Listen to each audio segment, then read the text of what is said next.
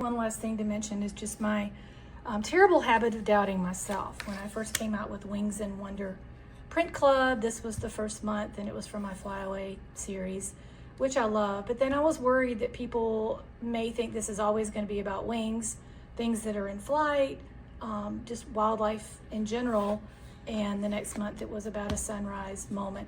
So I ended up speaking with some of my subscribers who encouraged me that they weren't honing in on one specific subject. They were excited to see what I came up with every month. This was July, of course. It was all about gathering and connectedness and just beautiful things right here in our own porch to enjoy.